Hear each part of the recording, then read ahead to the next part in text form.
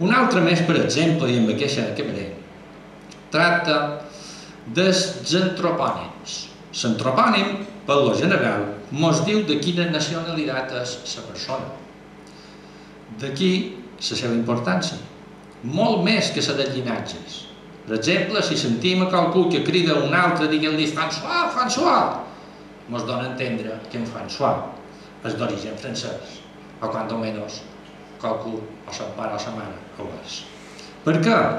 Perquè François és un nom típic de França.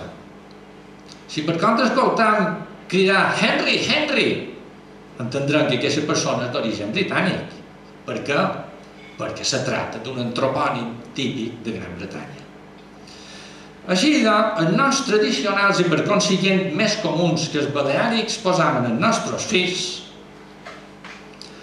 són Baltasar, Bernat, Bernadí, Biel, Gaspar, Ignasi, Jaume, Jeroni, Mateu, Maties, Miquel, Aina, Bel, Catalina, Magdalena, Maria, Petrona, etc.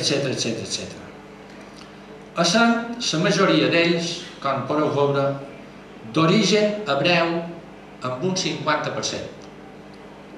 En els que li segueixen és d'origen llatí amb un 20%, d'altres regions d'Orient amb un 15%, de grec un 8% i de germànic un 7%.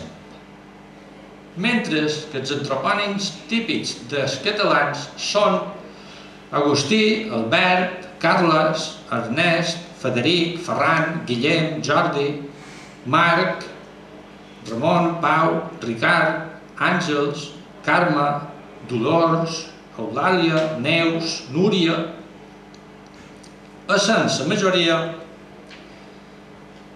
d'origen germànic amb un 45%, d'origen religiós cristià amb un 17%, d'origen llatí un 16%, un 12% d'origen grec i d'origen hebreu tan sols un 10%. Els antropònims d'origen religiós cristià són els que duen el nom d'una determinada verge, com per exemple la verge de Dolors, la verge del Carme, la verge de les Neus, la verge de la Mercè, etc.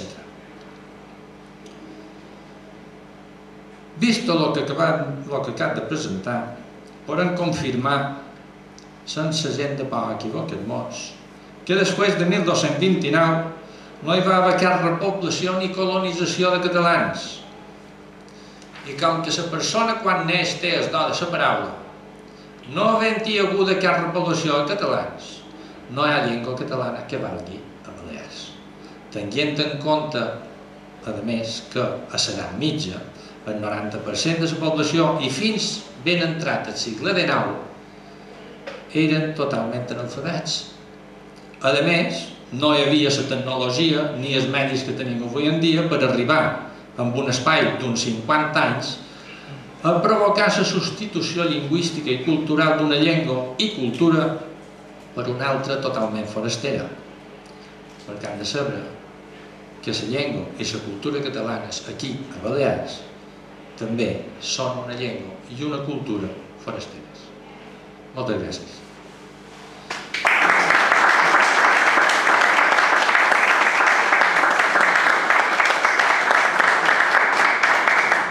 I ara, si hi ha qualque pregunta o qüestió que se vulgui... He de dir també, ja afegiré, ja que hi som, aquí en aquest llibre, Balear català no són el mismo idioma, hi pos, i ells ho amaguen i procuren que lleró, la relació, noms, llinatges i la universitat a què perteneixen dels més de 700 catedràtics en llengües romàniques que en 1980 varen assistir en el 16è Congrés Internacional de Llengües Romàniques organitzat per l'Institut, la Societat Lingüística Romana, la càtedra de Ramon Llull de la Universitat de Barcelona i l'Estudi d'Ulià de Palma. En aquest congrés, el secretari era Aina Moll. I un moment donat, durant una assemblea general, que se'n fan, cada congrés sol durar una setmana i se fan dues assemblees generals on si no estan obligats, estan pseudo-obligats a anar-hi tots. Va presentar un document redactat en francès i traduït a l'espanyol aquí, on se diu que els que firmen base a aquest document estan d'acord en que balear, valencià i català és tot un mateix idioma i que, per contra, dejecten els moviments que hi ha a València i Balears d'excisió lingüística. D'aquests 700 i pico, només ho firmaren 36 científics. 36. I ni un d'ells de la comissió científica del propi congrés. 36. En aquest 36, els nacionalistes catalans els diuen tota la comunitat lingüística ens apoya. 36 de 700 i pico. Llavors, a la part darrere, hi ha un vocabulari tret del diccionari escolar Vox, per consiguiente és curtet. Hi ha més de 800 paraules. Aquest diccionari està avalat per Camilo José Cela, com el bon diccionari, i també hi ha un altre pròleg d'Antoni Maria Badia i Margarit, president de la secció de Filologia de l'Institut d'Estudis Catalans, també avalant que aquest diccionari és bo. D'aquestes 800 i pico paraules, quina desgràcia, en espanyol i en català són la mateixa paraula, ortogràficament, i en balear és totalment diferent. Té el mateix significat que les altres dues, però, sin embargo, és totalment diferent. Per exemple, escarmentar, espanyol, escrit, escarmentar, català, balear, escalivar. És així.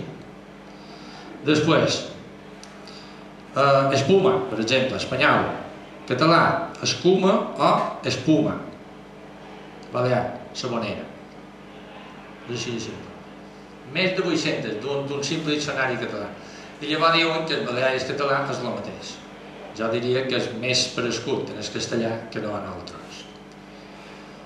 Llavors, dins el que és la lingüística, és molt fàcil dir que la llengua és un dialecte de l'altre, però clar, s'ha de demostrar.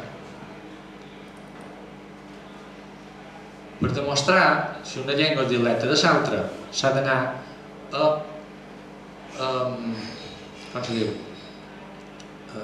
comparar les dues estructures. Si comparant l'estructura lingüística del mexicà, de l'andalús, del lleonès en l'espanyol, trobarem que l'estructura és la mateixa.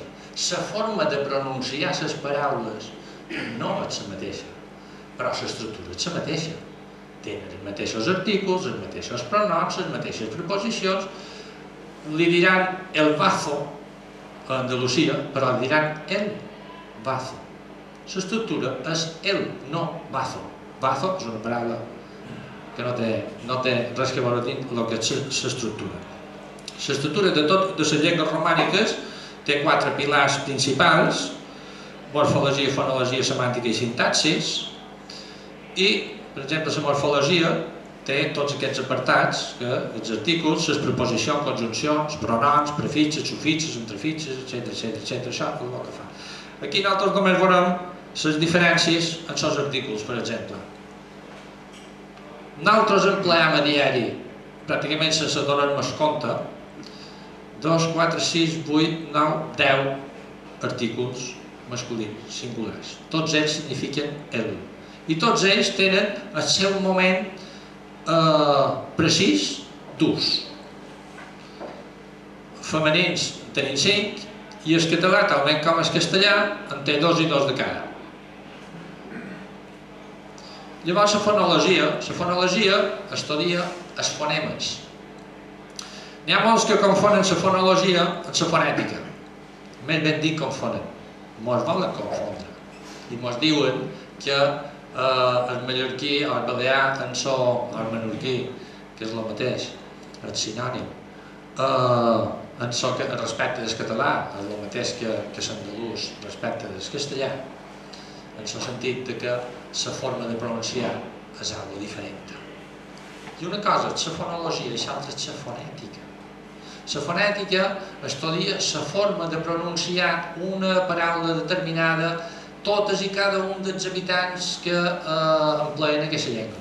Però la fonologia no. La fonologia té unes normes i uns fonemes particulars, concrets, i que sempre són els mateixos i que s'agafen de la forma de pronunciar de la majoria d'aquest poble. Per exemple, els catalans escriuen normalitzar. Per què escriuen normalitzar? Perquè la majoria del poble català pronuncia normalitzar. És així de simple. Per què ja en espanyol no s'escriu fablar i facer i s'escriu hablar i hacer?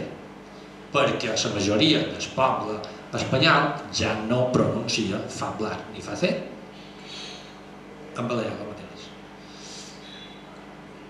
Aquests són els fonemes. Això són els fonemes, la part de baix, això són els fonemes baleàrics, els de l'espanyol i els del català, en referència a A, E, I, O, U llatins. Com es pot veure, els fonemes d'un i de l'altre no són els mateixos. Per consiguient, no poden dir que estan xerrant d'un mateix idioma. Tot això que estic explicant aquí, tot això explicat a un congrés de lingüística, com és de 2010, de llengües romàniques a València, tot això, aquestes persones que venen, catedràtics de quasi totes les parts d'Europa i de quasi totes les universitats d'Espanya, que miren aquest problema, diguem, lingüístic-cultural nostre que tenim aquí, ho veuen des d'un punt de vista neutral, des del punt de vista realment científic. I diuen senyals, que això nosaltres no ens ho havien explicat mai. Nosaltres això és la primera vegada que ho sentim. Si no fos per tu, nosaltres no sabíem res de tot això. O sigui que fora de Mallorca, fora de Balears, a poc a poc, estan guanyant la batalla cultural.